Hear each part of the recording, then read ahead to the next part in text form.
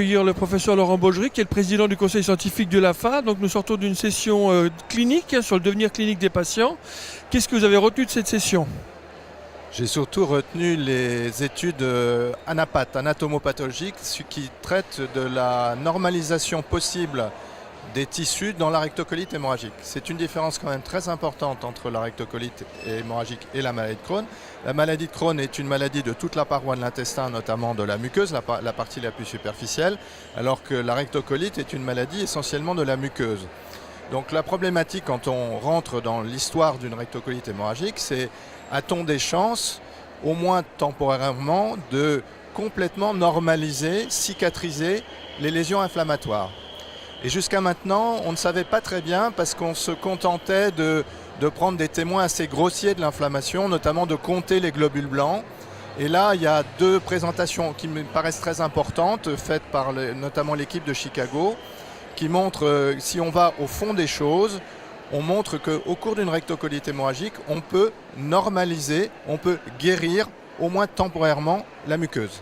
Ça faudrait dire qu'il faudrait pousser les traitements jusqu'à ce qu'on obtienne cette normalisation histologique. Alors, dans un premier temps, on fait un constat, c'était les messages de ces études, c'est que quand on arrive, c'est malheureusement que 10% des patients qui arrivent à ce résultat pour l'instant, mais évidemment, avec les nouveaux traitements, on peut espérer beaucoup mieux pour les années à venir. Ces 10% de patients qui normalisent complètement leurs anomalies des tissus, eh bien, ils ont une chance de rester sans pousser très supérieure à ceux qui restent avec une activité inflammatoire. Donc ça, c'est le premier constat. Alors évidemment, ta question, c'est est-ce qu'il faut intensifier les traitements simplement au vu qu'on n'a pas obtenu totalement cette normalisation?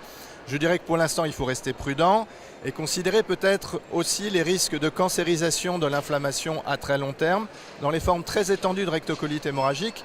Et je dirais que pour ma pratique clinique, ces résultats m'encourageraient, quand je n'ai pas cette normalisation, c'est-à-dire l'absence d'anomalies de l'architecture et l'absence de globules blancs, eh bien, d'ajouter éventuellement des médicaments qui sont peu dangereux, c'est-à-dire de ne pas multiplier les traitements immunosuppresseurs, mais par exemple de savoir, dans certains cas, rajouter un traitement de type 5-aminosalicylé pour obtenir cette normalisation.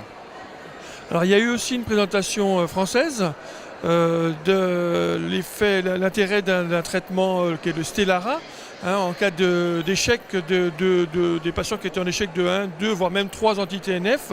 Qu'est-ce qu'on peut retirer de cette étude?